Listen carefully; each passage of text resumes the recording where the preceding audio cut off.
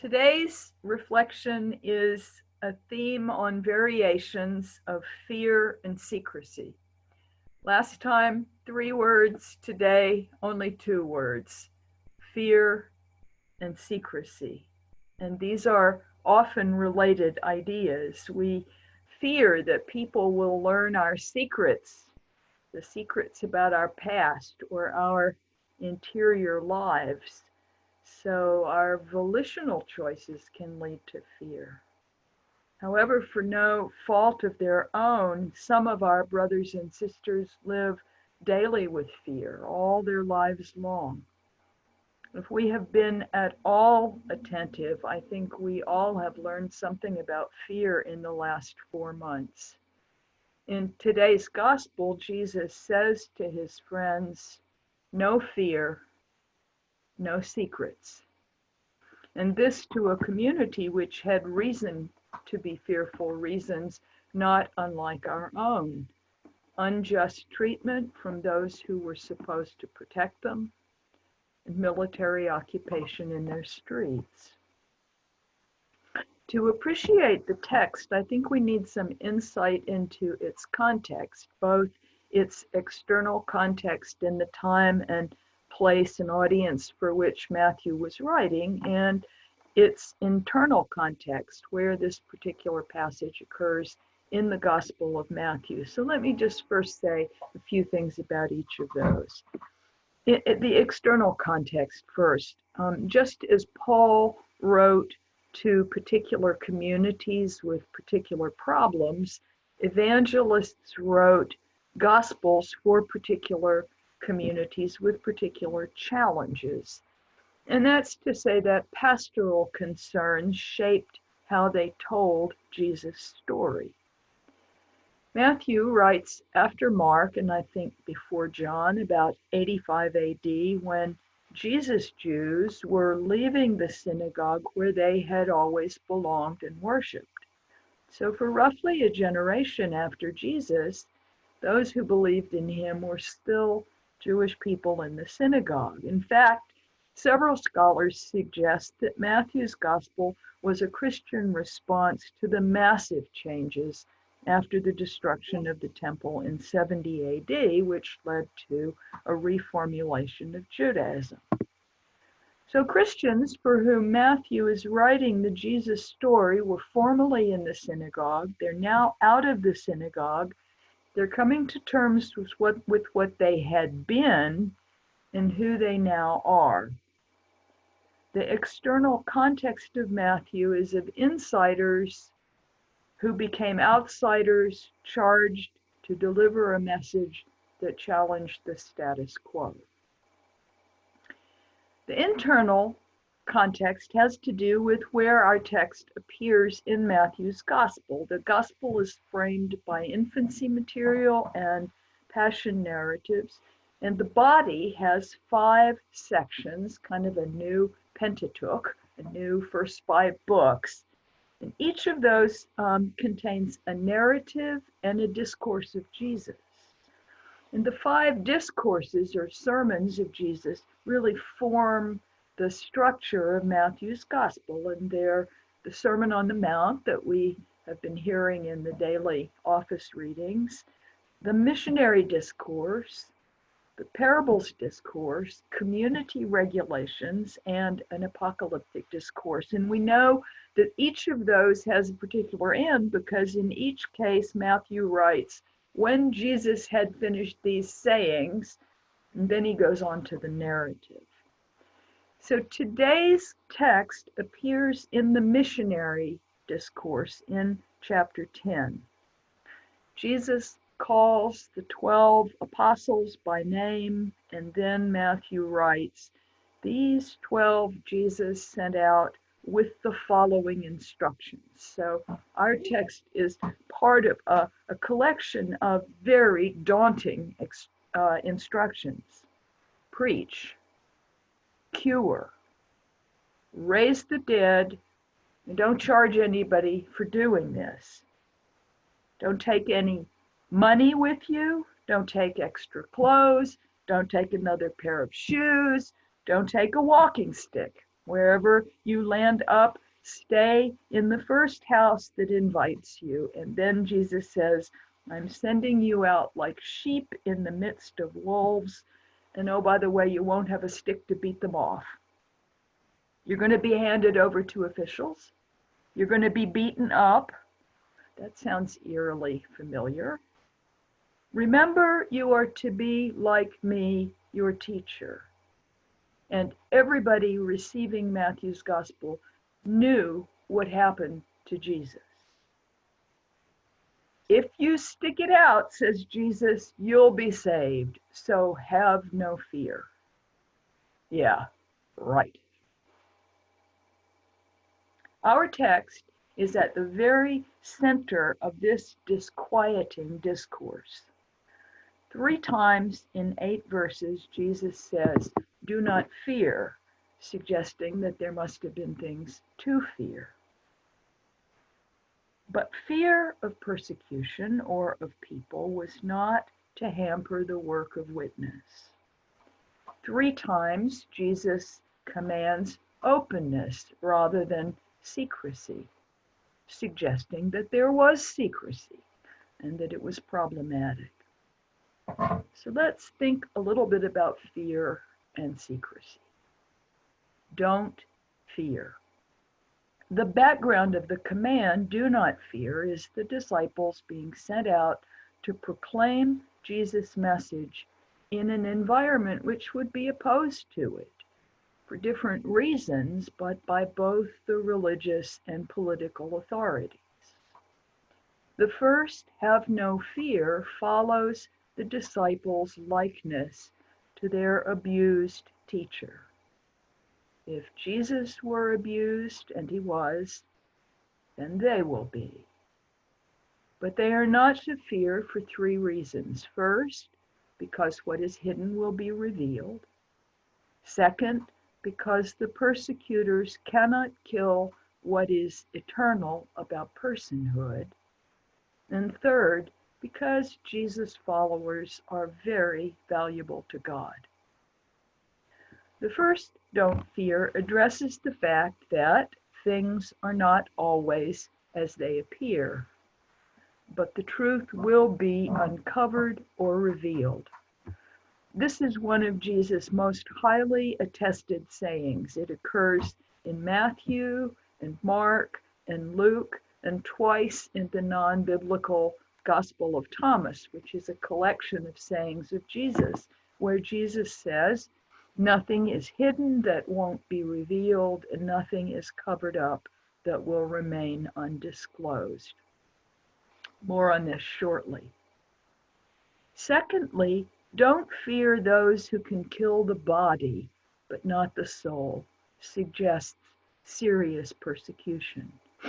Unless you're very foolish, you don't tell people, especially children, not to do what they're not doing. Halfway through his public ministry, does Jesus intuit where it's going to end? The soul, the psyche, was life's vital principle, the seat of thoughts and emotions, what Thomas Merton in New Seeds of Contemplation calls the true self. The good news of the text is that what is essential about human beings is indestructible. Only God could destroy both body and soul, because God made them both. Excuse me. The third, don't fear, follows from the second. The disciples should not fear because God continually cares about what God has made. Sparrows. Sparrows were food. People ate them. 2, sparrows cost an asterion, which is about half a penny in our money. Jesus was apparently drawn to little birdies, and he often used them as illustrations. Twice in the creation stories, God made birds. Everybody else gets once. Birds get twice. Here in our text, the creator of birds is their sustainer.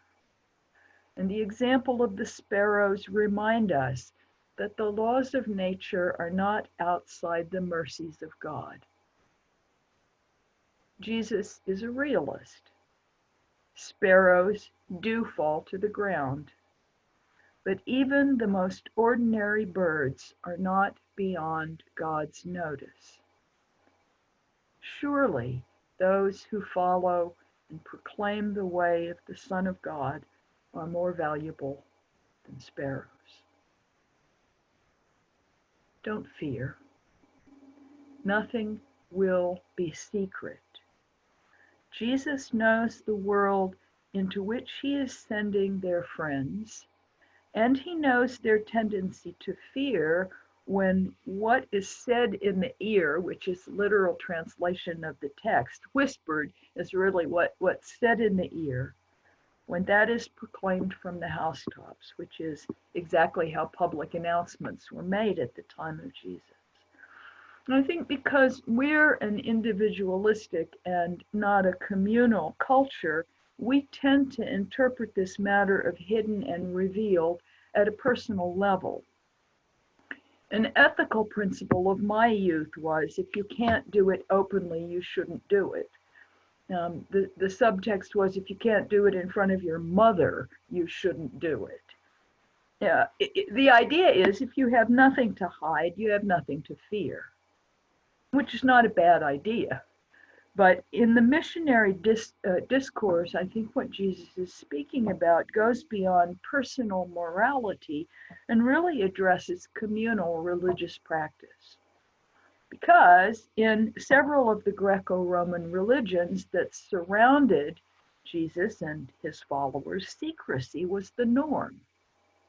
For example, in the several mystery religions, they were called mysteries because the esoteric lore of the religion wasn't taught until you joined up and were initiated. The internal teachings of the Essene community involved secrecy. But the way of Jesus is to be open and transparent. There were reasons why being secretive was a temptation for Jesus' disciples as they proclaimed his message. Maybe if the Jesus Jews weren't too public about their faith, they could stay in the synagogue, which they knew. Or maybe if they didn't proclaim Jesus' message from the housetops or in the agora, the Romans would leave them alone. The language of dark and light, hidden and proclaimed, was about the safety of the original believers, which is why fear and secrecy are concurrent in the missionary discourse. As Jesus taught in the Sermon on the Mount, his message was to be proclaimed, not hidden, put on a lampstand, if you will, not under a basket. Jesus' message was a message not of darkness, but of light, because he is the light, capital L. It is not a matter of secrecy, but of public proclamation, because, as Paul told the Roman Christians, everyone who calls on the name of the Lord shall be saved. And of course, the word saved in Greek means both saved and healed. It's an interesting punning word. But, says Paul, how are people to do this without someone to proclaim him? And how are they to proclaim him unless they are sent? How indeed. As the passage closes, the end, capital E, the end is in view. Disciples must acknowledge Jesus publicly. Acknowledge, proclaim, homologeo means confessed or omit or endorse somebody's claims or agree with them. And they are to do this fearlessly and openly. 3 times Jesus calls God Father in heaven, echoing the prayer he taught in the Sermon on the Mount and highlighting the startling idea that relationship with God is familial and intimate and available. Our Father teaches us to pray for what we need now. The gospel today teaches us that how we live now determines our ultimate future. It's a very sobering note of judgment, and it echoes many passages in Matthew's gospel, which are about judgment. Right, so where does all this leave us? Well, I hope it leaves us, as we'd say in West Virginia, hollering Jesus from the housetops. But the fact is that we probably acknowledge Jesus or don't more eloquently by how we live, by what we do, than by what we say. Wherever we are, our lives either proclaim the lordship of Jesus or keep it secret. And Jesus repeatedly tells disciples what's ultimately going to happen with regard to secrets.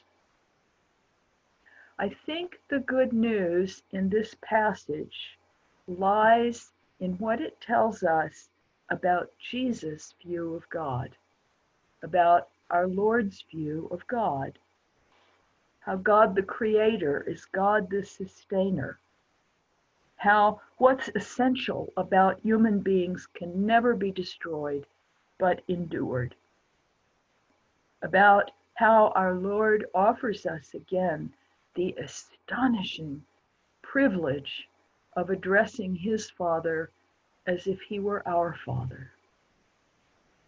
A gospel hymn that we used to sing in my youth proclaimed in the refrain, "For his eye is on the sparrow, and I know he watches me." Everybody needs that kind of security. And it's up to us to offer it to them by fearlessly and openly proclaiming its source. Actually, I think today's gospel puts us back on the first Easter evening with the disciples locked in the upper room for fear. And Jesus saying to them, "As the Father sent me, so I send you."